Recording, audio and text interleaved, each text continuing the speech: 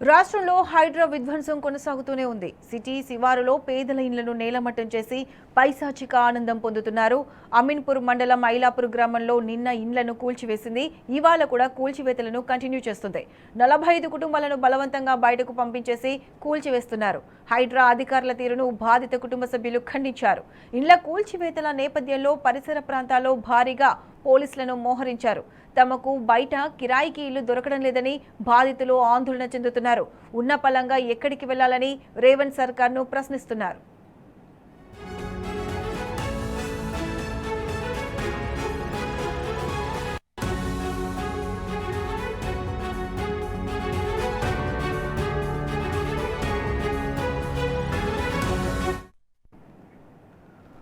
Right, ఇదే అంశానికి సంబంధించి పూర్తి అప్డేట్స్ మా ప్రతినిధి రంజిత్ అందిస్తారు. రంజిత్, చెప్పండి. 2 రోజులుగా హైడ్రా కూల్చివేతలు కొనసాగుతున్నాయి.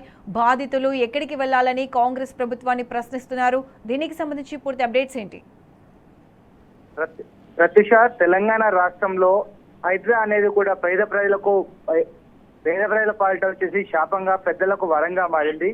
ముఖ్యంగా చూస్తున్నట్లయితే సంగారెడ్డి జిల్లా అమినాపూర్ మండలంలోని ఐలాపూర్ గ్రామంలో గత 2.5 సంవత్సరాల క్రితం అక్కడ ఉన్నటువంటి రెవెన్యూ ఆఫీసర్లు కావచ్చు, అక్కడ ఉన్నటువంటి మున్సిపల్ ఆఫీసర్లు అందరి కనసైగల్లోనే ఆ బిల్డింగ్ నిర్మాణం అనేది జరిగింది.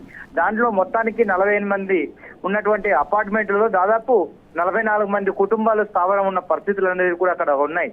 నిన్న ఉదయం అంటే 208 సర్వే నెంబర్ లో ఉన్నటువంటి ఐలాపూర్ గ్రామంలోని భవనం ఏదైతే ఉందో, ఏ రెసిడెన్సీ అండ్ క్రిస్టల్ రెసిడెన్సీ రెండుకు సంబంధించినటువంటి ఏదైతే భవన నిర్మాణం ఉందో, ఈ భవన నిర్మాణం విషయంలో హైడ్రా అధికారులు కూడా నీచమైన ప్రక్రియ చేసిరని కూడా బాధిత కుటుంబాలు ఆరోపిస్తున్నాయి. ముఖ్యంగా చూసుకున్నట్లయితే నిన్న ఉదయం 6:30 గంటలకు అక్కడికి వచ్చిన హైడ్రా అధికారులు కావచ్చు, స్థానికంగా ఉన్నటువంటి లా అండ్ ఆర్డర్ పోలీసులు మొత్తానికి 1000 మంది పోలీసు పకడ్బందీగా ఏర్పాటు చేసి ప్రతి ఇంటికి ఒక కానిస్టేబుల్ తో పాటుగా లా అండ్ ఆర్డర్ పోలీసులతో పాటుగా హైడ్రా సిబ్బందులు వెళ్లడం, వాళ్ళని డోర్ తట్టడం, వాళ్ళని ఇంటికి వచ్చిన తర్వాత ఈ రోజు డిమాలేషన్ ఉంది, మీరందరూ బయటికి వెళ్ళమని చెప్పేసి హెచ్చరించడం, అవసరమైతే వార్నింగ్ ఇచ్చేసి వాళ్ళని బయటికి లాగడం లాంటి పరిస్థితులు చేయడంతో వాళ్ళు ఏమీ తోచలేక 44 మంది కుటుంబాలు ఒకే అపార్ట్మెంట్ లో నుంచి 2 గంటలలో బయటికి రావడానికి ఎలా సాధ్యమవుతుంది అనే ఒక కనీసమైన దానికి అవగాహన లేకుండా నీచంగా బయటికి మెడలు పట్టి బయటికి తోసిన పరిస్థితులు ఉన్నాయని చెప్పేసి కూడా చెప్తున్నారు. కుటుంబ సభ్యులు కావచ్చు, దాంతో పాటుగా చిన్న పిల్లలతోని ఈవెన్ పెద్దలు ఉదయం లేస్తే టాబ్లెట్లు వేసుకొని బ్రతికేసినటువంటి వృద్ధులతో సహా ఉన్నటువంటి కుటుంబ సభ్యులు ఉంటే వాళ్ళందరికీ బ్రేక్ఫాస్ట్ చేయకుండా, నీళ్లు లేక నిప్పులు లేక రోడ్డు మీదకి వచ్చి అక్కడ ఉన్నటువంటి ఇండస్ట్రియల్ కావచ్చు, నియర్ బై ఉన్నటువంటి సాఫ్ట్వేర్ కంపెనీల్లో పనిచేసే వ్యక్తులు కావచ్చు, వాళ్ళందరూ కూడా అక్కడ జీవనం సాగిస్తూ ఉంటారు. వాళ్ళందరూ కూడా పిల్లలు కావచ్చు, పెద్దలు కావచ్చు, ప్రతి ఒక్కరు కూడా వాళ్ళందరూ కూడా ఇంట్లో సురక్షితంగా ఉండాలని కోరుకునే సమయంలో తెల్లారే వరకు ఒక బుల్డోజర్ ఇంటి మీదకి వచ్చేసి రాక్షసంగా కిరాతకిరతంగా చేసి బయటికి వెళ్ళగొట్టడం పట్ల వాళ్ళు బయటికి చెప్పలేక, ఇంట్లో ఉండలేక ఆ సమానంతా బయటికి తీసుకురావడానికి స్థానికంగా ఉన్నటువంటి ఎవరినైనా పని వాళ్ళని అడుగుదామన్నా సరే 44 కుటుంబాలకు సంబంధించిన వాళ్ళందరూ ఉండడం వల్ల అక్కడ పని వాళ్ళకు డిమాండ్ కావడం, ప్యాకర్స్ వాడు 1,00,000 రూపాయలు అనేది డిమాండ్ చేయడంతో వాళ్ళు ఉన్న సమానం కొత్త వదిలేసి బయటకు వచ్చేసి రోడ్డు మీద కూర్చొని తదుపరి ఇక్కడ కాల్ చేసిన వ్యక్తులు బయటికి వెళ్లి కిరాయి రూముల్లో ఉండాలి కాబట్టి ఆ కిరాయి రూములో చూడడానికి రావడానికి అడ్వాన్స్ ఇవ్వడానికి కూడా దాదాపు ఒక 3-4 గంటల వ్యవధి పడుతుంది. అలాంటి సమయం ఇవ్వకుండా అక్కడికే డీసీఎంలు తీసుకొచ్చి డీసీఎం లోకి సమాన్ తీసుకొని వాళ్ళ కుటుంబ సభ్యులతోని రోడ్డు మీద పడిగాపులు కాసి తిండి లేక నీళ్లు లేక ఇబ్బందులు పడ్డారని కూడా స్థానికంగా ఉన్న రెంటర్స్ కావచ్చు, కాలనీ వాసులు కూడా ఆగ్రహం చేసిన పరిస్థితులు కనబడుతున్నాయి.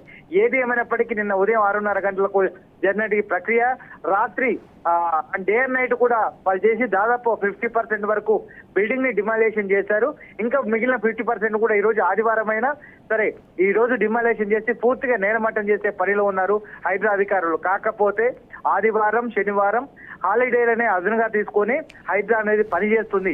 సుప్రీంకోర్టులను కావచ్చు, హైకోర్టులను ధిక్కరించే సంస్కృతి హైడ్రాకే ఉందని చెప్పేసి వాపోతున్న పరిస్థితులు కనబడుతున్నాయి. ఏది ఏమైనప్పటికీ కనీసం పేదలు, చిన్నారుల మీద దయా సంస్కారం లేకుండా ప్రభుత్వం కావచ్చు, రేవంత్ రెడ్డి చేస్తున్నటువంటి పనులపైన స్థానిక ప్రజలు కూడా లబోదిబోమనే పరిస్థితులు ఉన్నాయి. ఇది right Ranjith, thanks for the updates.